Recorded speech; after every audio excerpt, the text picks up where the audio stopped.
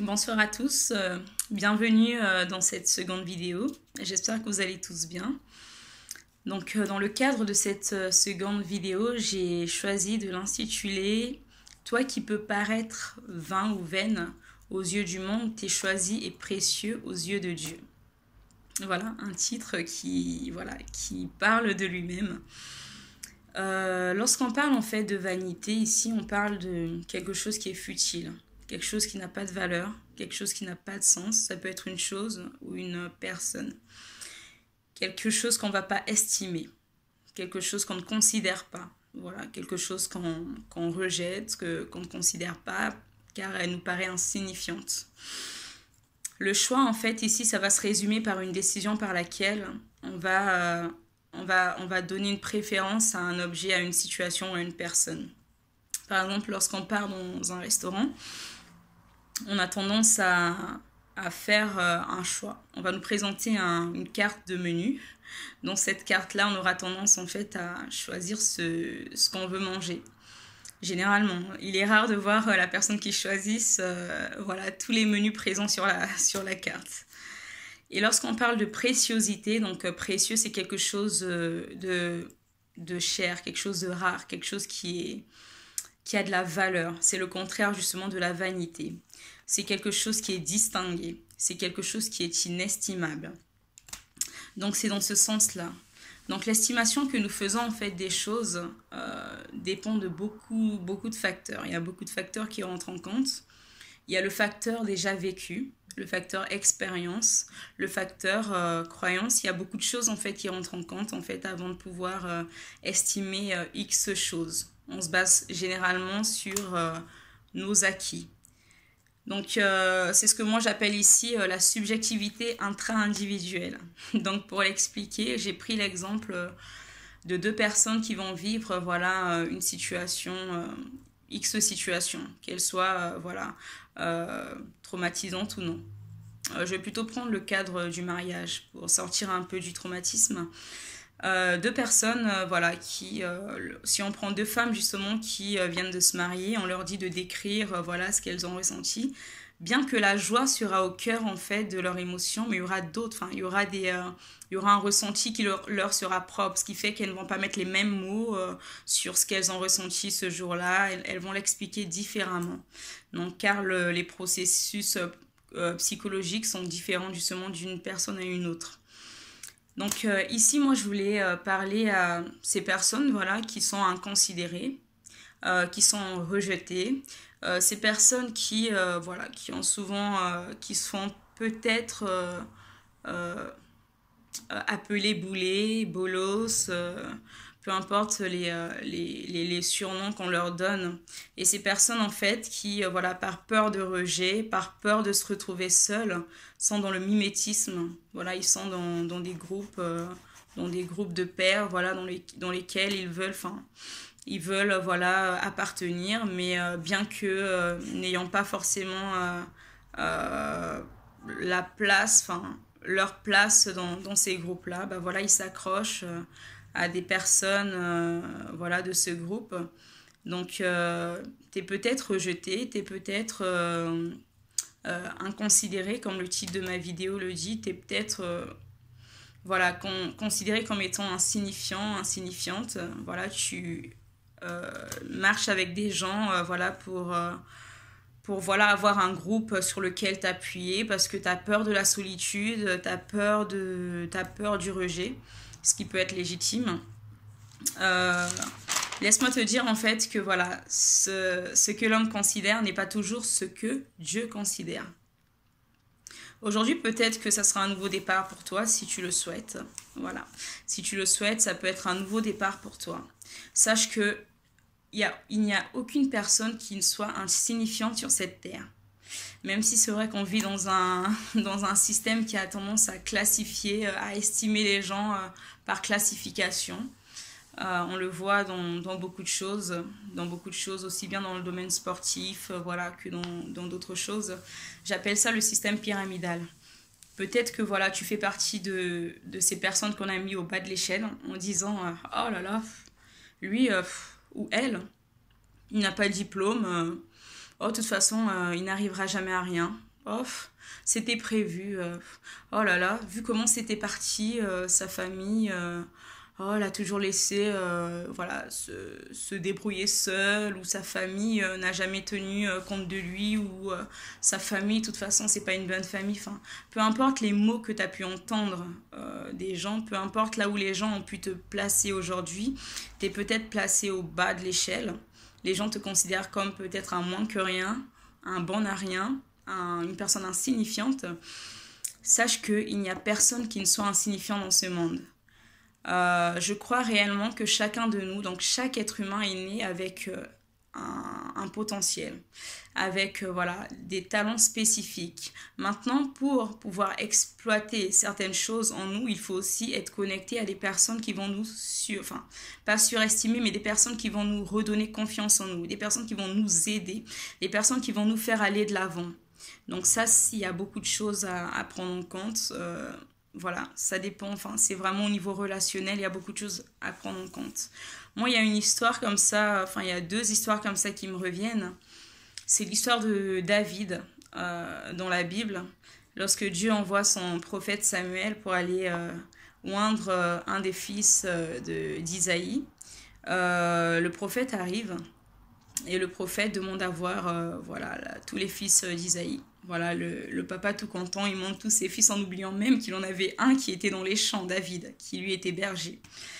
Quand le prophète voit les frères de David, les uns après les autres, à chaque fois il aura son avis. Ah, il est grand lui. Ah, il est costaud, c'est certainement lui. Ah oui, oui, c'est lui, c'est certainement lui. Et à chaque fois, Dieu va dire non, ce n'est pas lui, non, ce n'est pas lui. D'ailleurs, on va lire un passage justement qui va nous parler de cette histoire que j'aime beaucoup, parce que c'est ce que beaucoup de personnes justement peuvent vivre. Donc là, on nous dit, l'Éternel dit à Samuel, ne prête pas attention à son apparence et à sa grande taille, car je l'ai rejeté. En effet, l'Éternel n'a pas le même regard que l'homme. L'homme regarde à ceux qui frappent les yeux, mais l'Éternel regarde au cœur. Waouh! Lui qui est prophète. Samuel qui est prophète. Donc Samuel qui avait quand même la pensée de Dieu, mais qui regardait avec l'apparence, enfin selon l'apparence humaine. Donc là, c'était pour nous montrer réellement que là où l'homme peut considérer peut justement sous-estimer un autre homme, Dieu, lui, ne le voit pas de la même façon. C'est pour ça que j'aimerais dire à toutes ces personnes qui se sentent voilà, inconsidérées, parce que quelquefois on a juste on vit juste par confirmation, à force d'avoir entendu, t'es un bon à rien, t'es un moins que rien, tu ne sers à rien, tu ne feras jamais rien. Tu vas finir par adopter en fait ces comportements-là. Donc ça sera vraiment le fruit de ce que tu as entendu. C'est pour ça que la parole en fait nous dit la foi vient de ce qu'on entend. Donc tu vas prêter attention, tu vas considérer ce que tu vas entendre. À force d'entendre quelque chose, tu vas finir par croire à cette chose-là. C'est pour ça que je prends l'exemple par exemple d'un couple marié, voilà. Où la femme va soupçonner son mari de lui être infidèle, alors que celui-ci est totalement fidèle, à force de lui dire bah, tu me trompes, j'ai l'impression que tu me trompes. Je crois que bon, à force de l'entendre à un moment donné, si l'occasion, entre guillemets, enfin en tout cas la chute se présente, la tentation se présente, je vais pas parler d'une occasion, je vais plutôt parler d'une tentation, la tentation se présente à cet homme, et à force d'avoir entendu sa femme dire tu me trompes, je dis, bah, tant qu'à faire, elle pense déjà que je la trompe, pourquoi ne pas la tromper?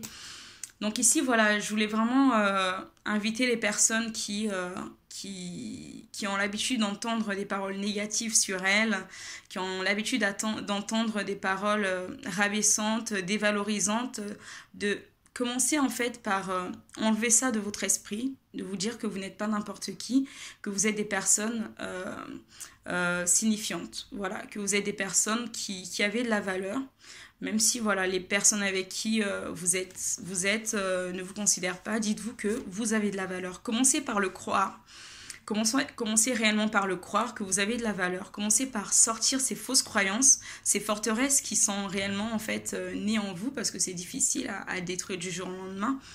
Commencez par par refuser ces forteresses, refuser ces croyances, refuser ces pensées en disant non, non, non, je ne suis pas ce que les gens disent que je suis. Non, non, non, moi je ne suis pas insignifiante. Non, non, non, moi je ne finirai pas, je sais pas, moi je ne finirai pas brigand ou moi je ne finirai pas prostituée. Non, non, non, non, je ne finirai pas ce que la société dit que je finirai. Non, moi je finirai ce que je veux réellement être. Vous avez certainement des rêves, tout le monde a des rêves. Je vais prendre l'exemple d'une amie à moi, voilà, qui a vécu une histoire difficile avec un homme pendant une dizaine d'années. Voilà, donc cet homme-là l'a complètement détruite. Cet homme l'a complètement détruite en l'humiliant, en la rabaissant, en lui disant vraiment des choses, voilà, des choses vraiment terribles. Et la famille de cet homme était complice avec le jeu, enfin cet homme-là. Et ma copine avait fini par croire justement ce que cet homme lui disait. Par exemple, à force de lui dire de toute façon, tu sais pas faire à manger, bah, elle a fini par croire qu'elle ne sait pas faire à manger. De toute façon, sans moi, t'es rien. Bah, elle a fini par croire que sans lui, elle ne serait rien. Bah, de toute façon, si je te quitte, tu ne retrouveras pas un homme aussi bien que moi. Bah, elle a fini par croire que si réellement il a quitté, elle allait se retrouver seule, alors que c'est une très belle femme, une femme qui est intelligente, voilà. Donc il a fallu qu'un processus soit fait dans sa vie, un processus qui vienne déjà détruire en fait les forteresses qu'elle s'était forgées déjà dans sa mentalité. Il a fallu un suivi, voilà, qui a certainement pris du temps, mais qui a commencé à porter du fruit. Donc on est réellement le fruit de ce qu'on entend, donc il faut vraiment faire attention à ce que tu entends. À force d'entendre des paroles négatives, tu vas finir par refléter ces paroles négatives en fait en toi. Donc éloigne-toi vraiment des choses négatives, éloigne-toi des personnes qui ont tendance à te dévaloriser, éloigne-toi des personnes qui ont tendance à te rabaisser, à te dénigrer. Dis-toi que tu as de la valeur. Si ces personnes ne le voient pas, d'autres personnes le verront. Donc voilà, il ne faut pas continuer dans ce que moi je vais appeler des relations toxiques. Ça, c'est encore un autre thème. Et je vais finir par l'histoire de Gédéon. C'est un peu la même chose que David. Donc Gédéon, c'était le plus jeune en fait d'une certaine tribu.